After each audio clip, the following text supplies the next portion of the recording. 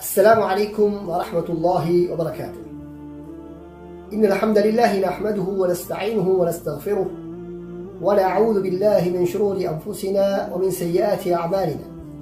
من يهده الله فلا مضل له ومن يضلله فلا هادي له، وأشهد أن لا إله إلا الله وحده لا شريك له، وأشهد أن محمدا عبده ورسوله. أما بعد، فإن أصدق الحديث كتاب الله، وخير الهدي هدي محمد صلى الله عليه وسلم، وشر الأمور محدثاتها، وكل محدثة بدعة، وكل بدعة ضلالة.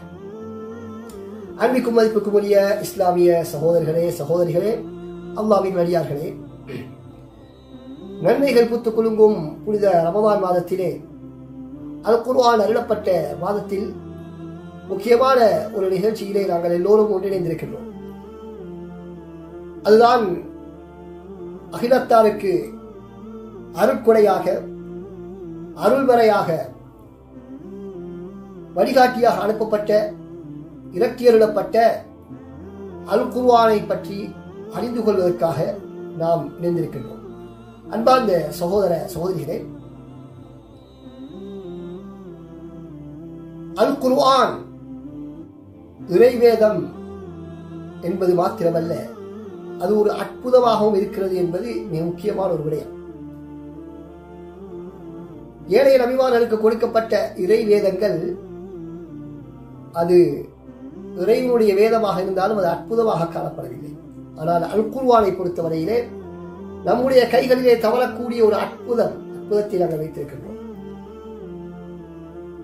மூசா அலைஹிஸ்ஸலாம் அவர்கள் பயன்படுத்திய அந்த அசாக்கோல் இருக்கிறது என்று எங்காவது நாங்கள் கேள்விப்பட்டால் உடனடியாக எவ்வளவு ரூபாய்கள் செலவழித்தாவது சென்று நாங்கள் பார்ப்பதற்கு தயார்.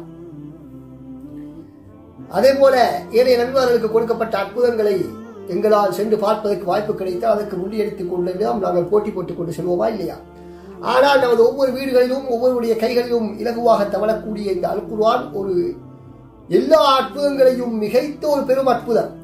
அந்த அற்புதத்தை பார்ப்பதற்கோ கேட்பதற்கோ யாரும் இல்லாமல் அனாதரமாக வீடுகளிலே முடங்கி கிடைப்பதை நாங்கள் பார்த்தால் எவ்வளவு பெரும் ஒரு அநியாயத்தை நாங்கள் இணைத்துக் கொண்டிருக்கிறோம் என்பதை எங்களால் புரிந்து கொள்ள முடியும். எனவே இந்த நிலைமையிலிருந்து நாங்கள் மாற வேண்டும். இந்த அல் குர்ஆனுடைய இந்த அற்புதத்தன்மையை நாங்கள் சரிவர புரிந்து கொள்ள வேண்டும்.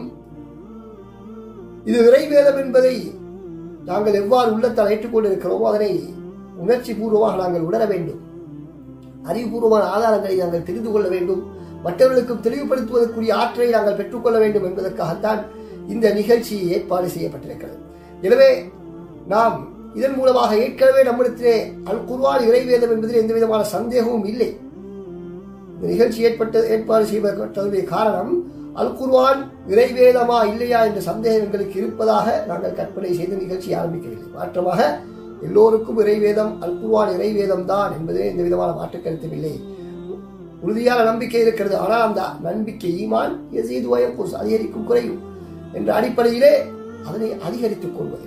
எப்படி இப்ராஹிம் அலைஹிஸ்ஸலாம் அவர்கள் அல்லாஹ் தான் உயிர்ப்பிக்கிறார் என்று அறிந்து கொண்டாலும் அதனை எவ்வாறு அல்லாஹ் உயிர்ப்பிக்கிறார் என்பதை கண்டுகொள்ள வேண்டும் என்று லியத்மஇன்ன கல்பி, உல அமைதியை பெற்றுக் கொள்வதற்காக அவர்கள் கேட்டார்களோ அதை போன்றுதான் இந்த கற்கை நெறியிலும் நாங்கள் இணைந்திருப்பது அல் குர்ஆன் இறைவேதம் தான் என்ற அந்த நம்பிக்கையை இன்னும் வளர்த்துக் கொள்வதற்காக, அதிகரித்துக் கொள்வதற்காக. அன்பார்ந்த சகோதர சகோதரிகளே, எனவே நாங்கள் அதிகமான முன்னுரையை நீட்டிக் கொண்டிருக்காமல் விடயத்திற்குள் செல்வோம். இன்றைய நமது இந்த அமர்விலே நாங்கள் முக்கியமான 2 விடயங்களை பார்க்க இருக்கின்றோம். முதலாவது என்னவென்றால், இந்த நூல் ஆசிரியர் அந்நபவுல் அதீம் நதராத்துன் ஜதீதத்துன் ஃபில் குர்ஆனில் கரீம் என்ற இந்த நூலுடைய ஆசிரியர் அவரை பற்றியும் இந்த நூல் பற்றிய அறிமுகத்தையும் நாங்கள் பார்க்க இருக்கின்றோம். அன்பார்ந்த சகோதரர்களே, அல் குர்ஆனுக்கு எதிராக எழுப்பப்படக்கூடிய குற்றச்சாட்டுக்கள் 2 வகை. ஒன்று என்னவென்றால், அது இறைவனுடைய புறத்திலிருந்து வந்ததல்ல, முகமது நபியால் கண்டுபிடிக்கப்பட்டது, அல்லது முகமது நபி மற்றவரிடமிருந்து கொப்பியடித்தது என்று ஒரு குற்றச்சாட்டு, முக்கியமான குற்றச்சாட்டு. இரண்டாவது குற்றச்சாட்டு, அல் குர்ஆனுடைய கருத்துக்களிலே பல்வேறு விதமான பிழைகளை அவர்கள் கண்டுபிடிப்பது. இந்த இரண்டும் தான் முக்கியமான குர்ஆனுக்கு எதிராக எழுப்பப்படக்கூடிய குற்றச்சாட்டுக்களை நாங்கள் தொகுத்து பார்த்தால் வரக்கூடிய விடயங்கள். அதிலே முதலாவது பகுதி அல் குர்ஆனுடைய மூலம் எது, அல் குர்ஆனுடைய மூல கருத்தா யார், அதனை உருவாக்கியவர் யார், அது யாருடைய பேச்சு, யாருடைய வார்த்தை என்ற அந்த குற்றச்சாட்டுகளுக்கு மறுப்பாக எழுதப்பட்டதுதான் இந்த நூல். மறுப்பாக எழுதப்பட்டதுதான் இந்த நூல் என்பதை நாங்கள் முதலாவது புரிந்து கொள்ள வேண்டும்.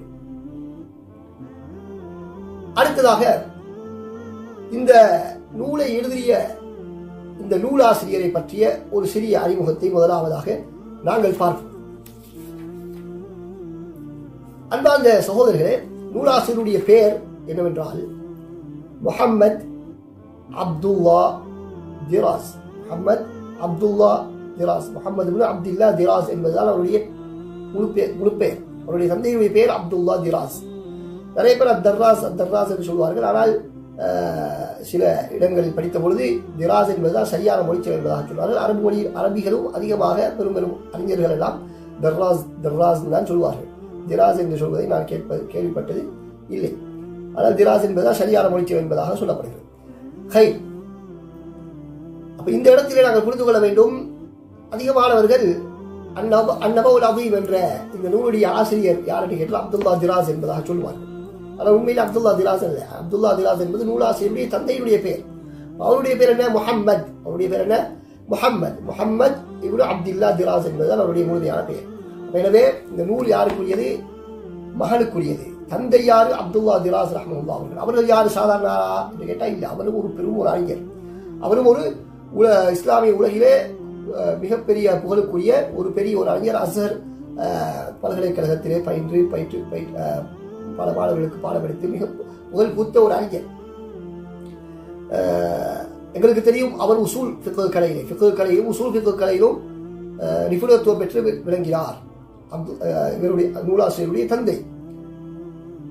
அதிகமான மக்கள் கிழக்கு அரபு உலகத்திலே சாதாரணமாக பிரபலமான சில புத்தகங்கள் இருக்கின்றன. அவற்றைத்தான் உசூல் ஃபிக்ஹிலே அவர்கள் பாடம் நடத்துவார்கள், விளக்கம் கூறுவார்கள், விரிவுரை எழுதுவார்கள். ஆனால் அப்துல்லா திராஸ் ரஹ்மத்துல்லாஹி அவர்கள் நூலாசிரியருடைய தந்தை அல் முவாஃபகாத் இமாம் ஷாத்திபி ரஹ்மத்துல்லாஹி அவர்களுடைய அந்த முவாஃபகாத் என்ற நூலை தேடி சென்றெடுத்து யாருமே கவனிக்காத பார்ப்பாரற்று கேட்பாரற்று கிடந்த அந்த நூலை எடுத்து அதிலே காணப்பட்ட பொக்கிஷங்களை இஸ்லாமிய சமுதாயத்துக்கு வழங்கிய பெருமை அவரைத்தான் சாரும்.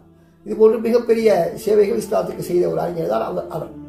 எனவே அவருடைய குடும்பத்திலே ஒரு புத்தாக்க உணர்வு இருந்தது என்பதை நாங்கள் பார்க்க முடியும். எல்லோரும் செய்யக்கூடிய விடயத்தை நாங்கள் செய்யாமல் சமூகத்துக்கு பயனுள்ள நல்ல விடயங்களை, ஆக்கப்பூர்வமான பணிகளை, புத்தாக்க பணிகளை செய்ய வேண்டும் என்ற எண்ணத்திலே தான் அவர்கள் அந்த முவாஃபகாத் என்ற உசூல் ஃபிக்ஹ் கலையிலே மிக முக்கியமான ஒரு நூலாக கருதப்படக்கூடிய அந்த நூலை அவர்கள் விரிவுரை செய்தார்கள். அதற்கு பின்னால் அந்த நூலிலே அவருடைய அந்த விரிவுரையின் மூலமாக எல்லோரும் அந்த நூலை படிக்கக்கூடிய அனைவருமே பிரயோசனம் அடையக்கூடிய அளவுக்கு அந்த நூல் மிகவும் கனகச்சிதமாக, நுணுக்கமாக, துல்லியமாக இயற்றப்பட்டிருந்தது என்பதை அறிஞர்கள் குறிப்பிடுகிறார்கள். அவருடைய பரம்பரையை வந்தவர்தான், மகனாக வந்தவர்தான் முஹம்மது அப்துல்லா திராஸ் ரஹ்மத்துல்லாஹி அவர்கள் 1894 ஆண்டு பிறக்கிறார்கள். எகிப்திலே ஒரு பிரதேசத்திலே அவர்கள் பிறக்கிறார்கள். ஏற்கனவே சொன்னது போல அவருடைய குடும்பம், அவருடைய சகோதரருடைய தந்தையின் சகோதரர்கள் எல்லோருமே மார்க்க கல்வியோடு தொடர்புடையவர்கள். அவர்கள் 10 வயதாகும் பொழுதே அல் குர்ஆனை மரணம் செய்து விட்டார்கள். நூலாசிரியர் அவர்கள் சிறு வயதிலே இருந்து மிகப்பெரிய திறமையுடையவராக அவர் அடையாளம் காணப்பட்டார். அவரிடத்திலே பல்வேறு திறமைகள் இருப்பது அடையாளம் காணப்பட்டது. அவர் விவேகமுடையவராக சிறு வயதிலே காணப்பட்டார். 1905 ஆண்டு அவருடைய 12வது வயதிலே, அவருடைய 11வது வயதிலே இஸ்கந்தரியா என்ற பகுதிக்கு சென்று அங்கு ஒரு கல்விக்கூடத்திலே இணைந்து 1912 ஆண்டு அவருடைய உயர்கல்வியை முடித்துக் கொள்கிறார். பாடசாலை உயர்கல்வியை முடித்துக் கொள்கிறார். அதற்கு பின்னால் அவர் 1916 ஆண்டு அஸ்ஹர் பல்கலைக்கழகத்திலே பட்டம் பெறுகிறார். அதற்கு பின்னால் அவர் பல பிரதேசங்களிலே கல்வி கற்றுக் கொடுப்பதிலே ஈடுபட்டுக் கொண்டிருந்தார்.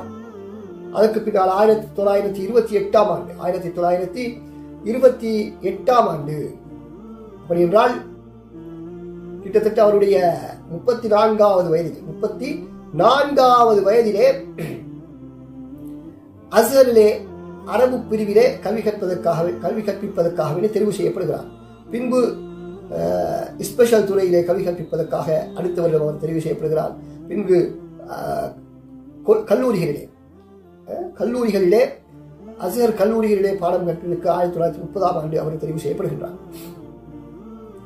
இந்த காலகட்டத்திலே அவர் முக்தார் என்ற நூலை அவர் 1932 ஆண்டு தொகுக்கின்றார்.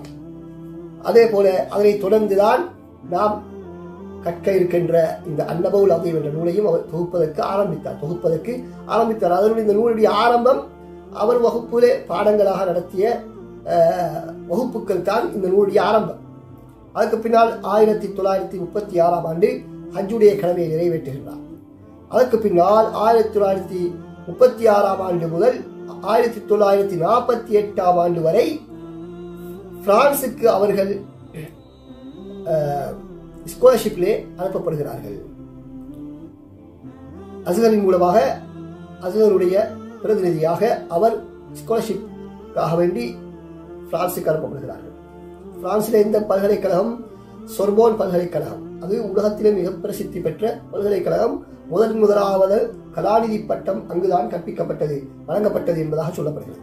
எனவே அந்த அளவுக்கு ஒரு மிக பிரபலமான வரலாற்று முக்கியத்துவம் வாய்ந்த பல்கலைக்கழகத்திலே படிப்பதற்காக தெரிவு செய்யப்பட்டு அவர் புலமை பரிசில் பெற்று அங்கே செல்கிறார். அங்கு 12 வருடங்கள் கற்கிறார். 12 வருடங்கள் கற்று அவருடைய லைசன்ஸ் அதே போல கலாநிதி பட்டங்களை அங்கு பெற்றுக்கொள்கிறார். லைசன்ஸ் பட்டத்தை அவர் 1940 ஆண்டு பெற்றுக்கொள்கிறார். தனது 46வது வயதில் பெற்றுக்கொள்கிறார். அதற்கு பின்னால் தொடர்ந்து 6 வருடங்களாக அவர் முயற்சி செய்து ஆய்வு செய்து தனது கலாநிதி பட்டத்தை 1947 டிசம்பர் 15 அவர்கள் பெற்றுக்கொள்கிறார்கள். அந்த கலாநிதி பட்டத்தை பெறுவதற்காக அவர்கள் சமர்ப்பித்த ஆய்வுகள் தான் முக்கியமான 2 ஆய்வுகளை சமர்ப்பித்தார்கள். முதலாவது பிரதான ஆய்வு துஸ்தூருல் அஹ்லாக் ஃபில் குர்ஆன், அல்-குர்ஆனில் அஹ்லாக்குகள் சம்பந்தமான கலை, அஹ்லாக் சம்பந்தமான கலை, அல்-குர்ஆனில் காணப்படும் அஹ்லாக் சம்பந்தமான கலை என்ற தலைப்பிலே அவர்கள் ஒரு ஆய்வை பிரதானமாகவும், அல்-குர்ஆனுக்கான ஒரு நுழைவாயில் என்ற ஒரு ஆய்வை துணை ஆய்வாகவும் அவர்கள் 2 ஆய்வுகளையும் சமர்ப்பிக்கின்றார்கள். அந்த ஆய்வுகளை அவர்களுக்கு முன்னால் பரிசீலனை செய்தவர்கள் யார் என்று பார்த்தால், மாசினியூன் என்று சொல்லப்படக்கூடிய மிகப்பெரிய பிரபலமான ஒரு கிழக்கத்திய ஆய்வாளரும் இன்னும் சில ஆய்வாளர்களும் அதனை பரீட்சித்தார்கள். அதிலே மிகச்சிறந்த உயர்ந்த சக்தியை பெற்றுக் கொண்டார் என்பதை நாங்கள் பார்க்கிறோம். அதற்கு பின்னால் 1948 ஆண்டு மீண்டும் எகிப்தை நோக்கி வருகின்றார்கள். வந்து அவர்கள் கெய்ரோ யூனிவர்சிட்டியிலே தாரீகுல் அதியான் என்ற கலை, மத ஒப்பீட்டாய்வு, மத வரலாற்று பிரிவிலே அவர்கள் கல்வி கற்பிப்பதற்காக நியமிக்கப்படுகிறார்கள். அதற்கு பின்னால் எகிப்திலே உள்ள பெரும் உலமாக்கல் சபை அதிலே அவர்கள் 1949 ஆண்டு உறுப்பினர் பதவியை பெற்றுக் கொள்கிறார்கள். அதற்கு பின்னால் பல்வேறு இடங்களில் அவர் கற்பிக்கிறார். குல்லியத் தாருல் உலூம், அதே போல அஸ்ஹரிலே உள்ள அரபு மொழி பிரிவு, அதே போல அஹ்லாக் பிரிவு என்று அஸ்ஹரிலே காணப்பட்ட அந்த பிரிவு, இவற்றையெல்லாம் அவர்கள் கல்வி கற்பிக்கிறார். இப்படி அதுக்கு பின்னால் பல்வேறு பதவிகளை அவர்கள் எகிப்திலே அஸ்ஹர் பல்கலைக்கழகத்திலே, அதற்கு பின்னால் வெளியிலே பல்வேறு பதவிகளை வகிக்கின்றார். அவருடைய பண்பாடுகளை நாங்கள் பார்த்தால், அவர் மாணவர்களுக்கு மத்தியிலும் ஆசிரியர்களுக்கு மத்தியிலும் மற்றவர்களுக்கு மத்தியிலும் நற்குணமுடையவராக காணப்பட்டார். பணிவுத்தன்மை உடையவராக இருந்தார். ஆனால் சத்தியம் என்று வந்துவிட்டால் அதனை யாருக்காகவும் விட்டுக் கொடுக்க மாட்டார். பணிவு நற்குணம் என்பதற்காக வேண்டி சத்தியத்தை யாருக்காகவும் விட்டுக் கொடுக்கக்கூடிய பண்பு இடத்தில் இருக்கவில்லை. எந்த அளவுக்கு என்று சொன்னால் 1953ஆம் ஆண்டு ஷேகுல் அஸ்கர் பதவி அவருக்கு வழங்கப்படுவதற்காக எடுக்குமாறு அவருக்கு வழங்கப்பட்ட பொழுது அவர் அதனை ஏற்றுக்கொள்ளவில்லை. காரணம் என்னவென்று சொன்னால் சில விட்டுக் கொடுப்புகளை செய்ய வேண்டும். மார்க்க ரீதியான சில விட்டுக் கொடுப்புகளை செய்தால்தான் அந்த பதவியை சரியான முறையிலே வகிக்கலாம் என்ற காரணத்தினால் அந்த பதவியை அவர் என்ன செய்துவிட்டார், தியாகம் செய்து ஒதுக்கிவிட்டார். அன்பார்ந்த சகோதரர்களை, அடுத்ததாக அவருடைய வாழ்க்கையிலே நாங்கள் பார்க்க வேண்டிய முக்கியமான ஒரு விடயம்தான் அவர் அதிகமான இபாதத்திலே ஈடுபடக்கூடியவராக இருந்தார். மார்க்க கல்வியை கற்கக்கூடியவர்கள், தேடக்கூடியவர்கள், ஆய்வு செய்யக்கூடியவர்கள், அவர்களுக்கு இது ஒரு பெரிய ஒரு முன்னுதாரணம் இருக்கிறது. நாங்கள் நினைப்பது போல கல்வி என்பது வெறுமனே ஆய்வுகள் மாத்திரமல்ல, வெறுமனே உரை நிகழ்த்துவதோ புத்தகங்கள் எழுதுவதோ எழுத்தாற்றலோ பேச்சாற்றலோ அல்ல. மாற்றமாக அது எங்களுடைய செயற்பாடுகளிலே வழக்க வழிபாடுகளை வெளிப்பட வேண்டும். எந்த அளவுக்கு அல்லாஹ் ரசூலுக்கு கட்டுப்படக்கூடிய தன்மை, அல்லாஹ் ரசூலை நேசிக்கக்கூடிய தன்மை, வழக்க வழிபாடுகள் அதிகமான ஈடுபடக்கூடிய தன்மை இருக்கிறது என்பதை வைத்துதான் அறிவினுடைய பயனை நாங்கள் காண முடியும். எனவே அந்த அடிப்படையிலே இமாம் முஹம்மது அப்துல்லா திராஸ் ரஹ்மஹுல்லாஹ் அவர்கள் எந்த அளவுக்கு என்று சொன்னால் ஒவ்வொரு நாளும் 6 ஜுசூக்கள் அல்லது 5 ஜுசூக்கள் ஓதி தொழுகை தொழக்கூடியவராக இருந்தார். இரவு தொழுகை தொழக்கூடியவராக, தஹஜ்ஜத் தொழுகை தொழக்கூடியவராக இருந்தார். அப்படி என்றால் ஒவ்வொரு கிழமையும் ஒரு குர்ஆனை அவர்கள் முடித்து விடுவார்கள். ஒரு மாதத்திற்கு 4-5-6 குர்ஆன்களை முழுமையாக ஓதி தொழுகையிலே ஓதி முடிக்கக்கூடியவராக இருந்தார்கள். அவருடைய நண்பராகிய முஹம்மது அபு ஜஹ்ரா ரஹ்மத்துல்லாஹி அவர்கள் சொல்கிறார்கள், எப்பொழுதும் அவர் தனிமையிலே இருந்தால் ஒன்றில் குர்ஆன் ஓதி கொண்டிருப்பார் அல்லது அவர் தொழுது கொண்டிருப்பார் என்று சொல்லப்படக்கூடிய அளவுக்கு இபாதத்திலே அதிகமான கவனம் செலுத்தக்கூடியவராக இருந்தார். அப்ப எனவே சிலர் நினைப்பது போல இப்படி வழக்க வழிபாடுகள் எல்லாம் செய்து கொண்டிருந்தால் நாங்கள் எப்பொழுது ஆய்வு செய்வது, எப்பொழுது எழுதுவது, எப்பொழுது உரையை நிகழ்த்துவது, எப்பொழுது மக்களுக்கு உபதேசம் செய்வது என்பதல்ல. மாற்றமாக எந்த அளவுக்கு இபாதத்திலே நாங்கள் அதிகமாக கவனம் செலுத்துவோமோ அந்த அளவுக்கு அல்லாஹ் தஆலா எங்களுடைய சின்ன சின்ன முயற்சிகளிலும் பெரிய பரக்கத்துகளை, அபிவிருத்திகளை ஏற்படுத்துவார் என்பதற்கு இமாம் முஹம்மது அப்துல்லா திராஸ் ரஹ்மத்துல்லாஹி அவர்கள் மிகப்பெரிய ஒரு சான்றாக இருக்கிறார்கள்.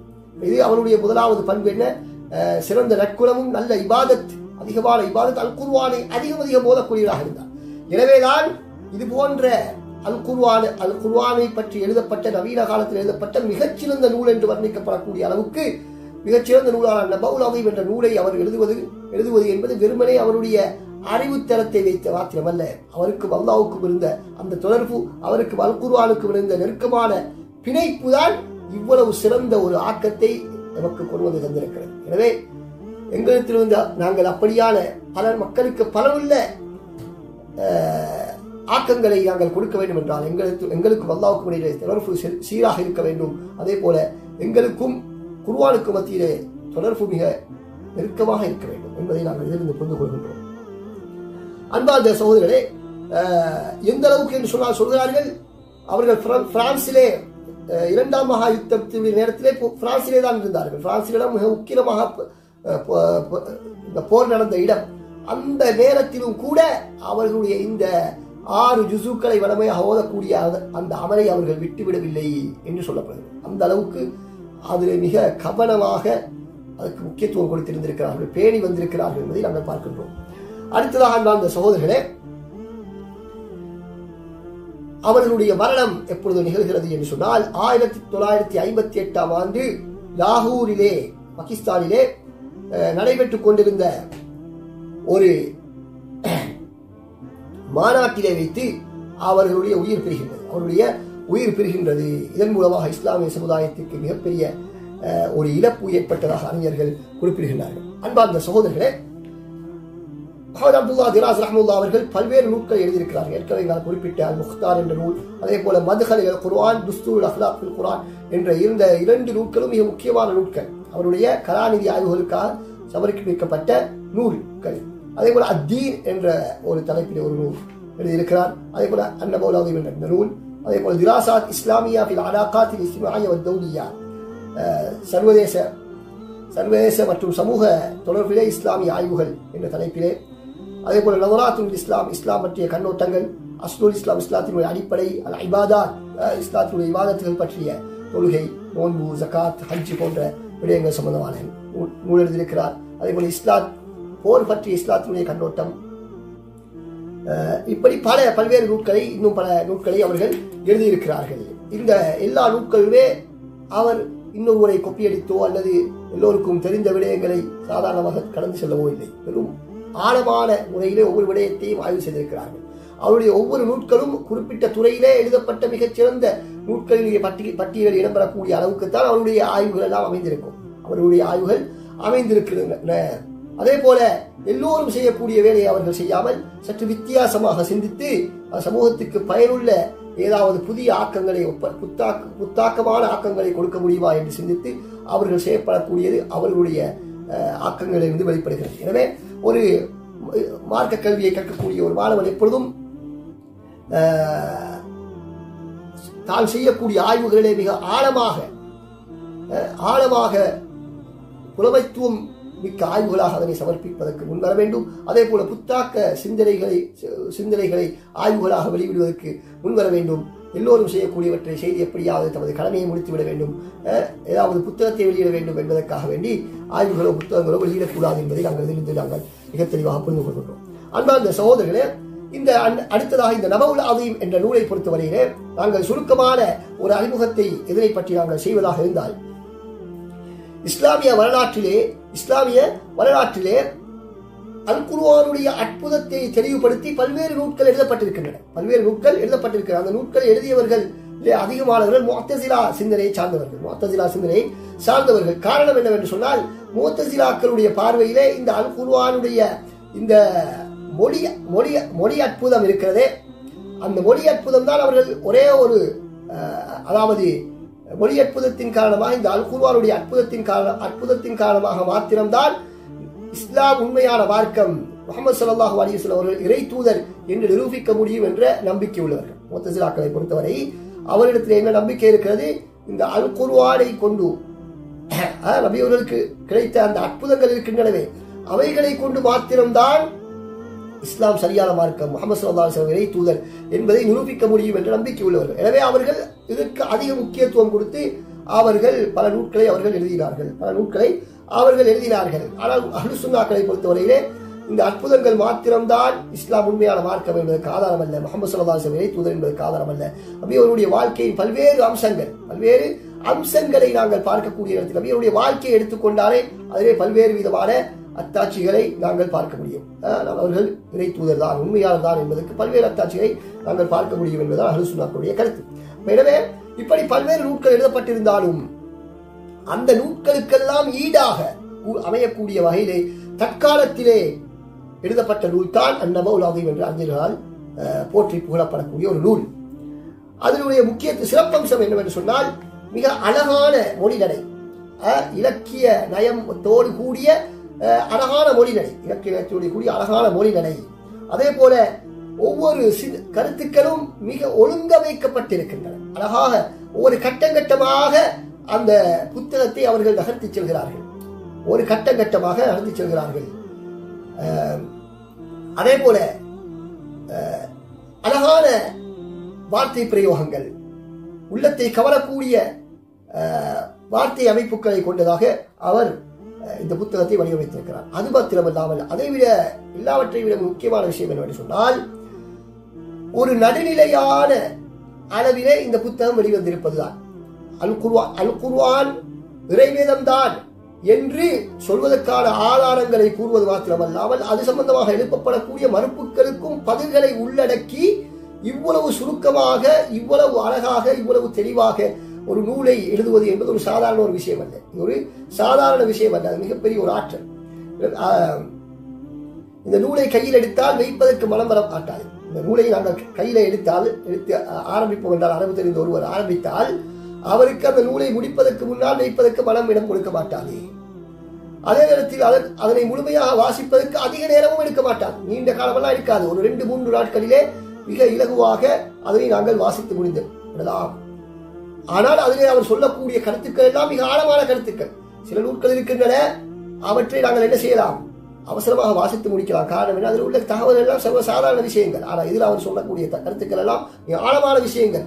அப்படி இருந்தாலும் அதனை ஒரு நடுநிலைமையான ஒரு பக்கங்களிலே எல்லோராலும் இலகுவாக புரிந்து கொள்ளக்கூடிய அமைப்பிலே அழகான மொழிநடையிலே இலக்கியத்தோடு சேர்த்து தற்கால மக்கள் புரிந்து கொள்ளக்கூடிய விதத்தில் அதனை அமைத்திருக்கிறார் என்பது இன்னொரு சிறப்பம்சம்.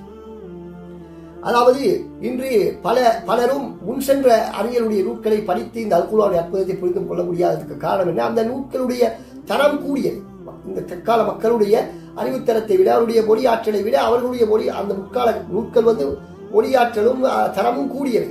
எனவே அவர்களால் புரிந்து கொள்வது சிரமம். எனவே அந்த பிரச்சனையையும் தீர்க்கக்கூடிய விதத்திலே இந்த நூலை முற்காலத்தினுடைய அறிஞருடைய கருத்துக்களையும் உள்வாங்கி தற்கால மக்களுடைய தேவையும் உணர்வையும் புரிந்து அவர்களுடைய இயலாமையையும் புரிந்து அதற்கேற்ற விதத்திலே இந்த நூலை வடிவமைத்திருப்பது ஷேக் முகமது அப்துல்லா திராஸ் ரஹ்மத்துல்லாஹ் அவர்களுக்கு அல்லாஹ் தஆலா வழங்கிய மிகப்பெரிய ஒரு ஆற்றலாக இருந்து கொண்டிருக்கிறது. இதுதான் இந்த நூலை பற்றிய மிக சுருக்கமான அறிமுகம். அடுத்ததாக இந்த நூலினுடைய உள்ளடக்கத்தை பற்றி நாங்கள் சொல்வதாக இருந்தால், முதலாவதாக ஆசிரியர் அவர்கள் இந்த நூலிலே அல் குர்ஆனுடைய வரைவிலக்கணம் என்ன, அல் குர்ஆனுக்கும் ஹதீஸுல் குத்ஸி அதே போல ஹதீஸுக்கும் இடையிலே உள்ள வித்தியாசம் வேறுபாடுகள் என்ன என்பதை தெளிவுபடுத்துகின்றார். இரண்டாவது தான் முக்கியமான தலைப்புக்குள் அவர் நுழைகின்றார். இந்த நூலுடைய மூல கருத்தா யார், இந்த நூல் எங்கிருந்து வந்தது, அல் குர்ஆன் எங்கிருந்து வந்தது, அல் குர்ஆன் எங்கிருந்து வந்தது, இது ரசூலுல்லாஹ்வுடைய வார்த்தையா, அப்படி ரசூலுல்லாஹ்வுடைய வார்த்தை இல்லை என்பதை ரசூலுல்லாஹ்வுடைய வரலாற்றிலே இருந்து அல் குர்ஆன் கூறக்கூடிய எதிர்கூறல்களில் இருந்து அவர் இது ரசூலுல்லாஹ்வுடைய வார்த்தையாக இருக்க முடியாது என்பதை நிரூபிக்கின்றார். இரண்டாவது, அப்ப ரசூலுல்லாஹ்வுடைய வார்த்தை இல்லை என்றால் ரசூலுல்லாஹ் வேறு யாரிடத்திலாவது கேட்டு படித்து சொன்னார்களா, உலகத்திலே யாராவது மனிதனிடத்திலிருந்து கேட்டு படித்து சொன்னார்களா என்றால் அதுவும் இல்லை என்பதை நிரூபிக்கின்றார். அப்படி இருப்பதற்கும் வாய்ப்பில்லை என்பதற்கான ஆதாரங்களை பட்டியலிட்டு செல்கின்றார். மூன்றாவது, இந்த அல் குர்ஆன் அல்லாஹ்விடமிருந்து தான் வந்தது, நபி அவருடைய உருவாக்கம் அல்ல அல்லது மனித உருவாக்கம் அல்ல என்பதற்கு ஆதாரம் அந்த வஹி வரக்கூடிய அமைப்பு, வஹியினுடைய அமைப்பு, அந்த வஹியினுடைய அமைப்பை காட்டுகிறது. இது ஒரு மனித பின்புலத்திலிருந்து வந்த ஒன்றல்ல என்பதை காட்டுகின்றது. நான்காவது, அல் குர்ஆனுடைய உள்ளடக்கம்.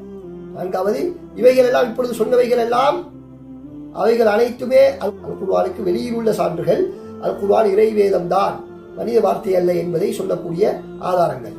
அடுத்தது, இறுதியாக ஆசிரியர் அவர்கள் எப்படி அல் குர்ஆன் இறைவேதம் என்பதை நிரூபிக்கிறார் என்று சொன்னால், அல் குர்ஆனுடைய உள்ளடக்கமே எப்படி அமைந்திருக்கிறது, அல் குர்ஆனுடைய உள்ளடக்கமே இது மனிதனால் சொல்ல முடியாது என்பதை எடுத்து காட்டுகிறது. எந்த அளவுக்கு என்று சொன்னால், ஆசிரியர்கள் அழகான உதாரணத்தை சொல்கிறார். அதாவது, நீங்கள் ஒரு பாலைவனத்திலே செல்லக்கூடிய நேரத்திலே இந்த அல் குர்ஆன் கீழே விழுந்து கிடக்கிறது என்றால் அதனை நீங்கள் எடுத்து படித்தாலே உங்களுக்கு விளங்கிவிடும் இது மனிதனால் எழுத முடியாத ஒரு நூல், மனிதனால் உருவாக்க முடியாத ஒரு நூல் என்பதை புரிந்து கொள்ள முடியும். நபி அவர்கள் தான் உங்களுக்கு கொண்டு வந்து இது நான் சொல்லவில்லை, இது அல்லாஹ் சொன்னான் என்று சொல்ல வேண்டிய அவசியமே இல்லாத அளவுக்கு அந்த குர்ஆனுடைய உள்ளடக்கமே தான் இறைவேதம் என்பதற்கு சான்றாக அமைந்திருக்கிறது என்பதை மிக அழகாக தெளிவுபடுத்தியிருக்கின்றார். அதிலே முக்கியமாக அல் குர்ஆனுடைய மொழி அற்புதத்தை இந்த நூலிலே குறிப்பிடுகின்றார். அதுவல்லாமல் இன்னும் சில அற்புதங்கள் இருக்கின்ற விஞ்ஞான அறிவியல் அற்புதங்கள், அதனை இந்த நூலிலே அவர் குறிப்பிடவில்லை.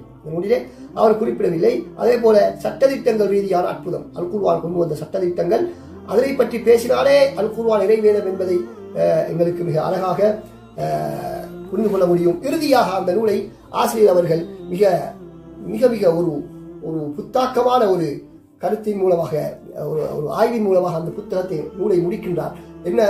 எப்படி முடிக்கின்றார் என்று சொன்னால், ஆசிரியர் அவர்கள் அல் குர்ஆன் இறைவேதம் என்பதற்கு சொல்லக்கூடிய முக்கியமான ஒரு ஆதாரம், இறுதி ஆதாரம் என்னவென்றால், அல் குர்ஆன் ஆரம்பத்திலிருந்து இறுதி வரைக்கும் ஒரு தொடர்போடு அமைந்திருக்கின்றது. அல் குர்ஆனுடைய ஆரம்பம் முதல் இறுதி வரை ஒரு ஒன்றோடு ஒன்று தொடர்பு மட்டதாக அமைந்திருக்கிறது. அது ஒரு மிகப்பெரிய ஒரு ஆச்சரியம். இது மனிதனால் செய்ய முடியாது. ஏன்? 23 வருடங்களாக ஒவ்வொரு சந்தர்ப்பத்துக்கேற்ப, ஒவ்வொரு பிரச்சனைகளுக்கேற்ப, ஒருத்தருடைய கேள்விகளுக்கேற்ப, ஒவ்வொரு பிரதேசங்கள் வித்தியாசம், காலம் வித்தியாசம், இரவு பகல், ஒரு யுத்த நேரத்திலே, சமாதான நேரத்திலே, இப்படி பல்வேறு கட்டங்களிலே இறங்கிய ஒவ்வொரு வசனமாக, ஒவ்வொரு சூறாவாக, ஒரு பகுதியாக இறங்கிய எல்லாத்தையும் ஜாயின் பண்ணி ஒரு நூலாக கொண்டு வந்தவுடன் அது ஒரு நூலுக்குரிய சிறப்பம்சங்களை உள்ளடக்கி ஆரம்பம் முதல் இறுதி வரைக்கும் ஒன்றோடு தொடர்புற்றதாக இருப்பது என்பது ஒரு மிகப்பெரிய ஒரு ஆச்சரியம்.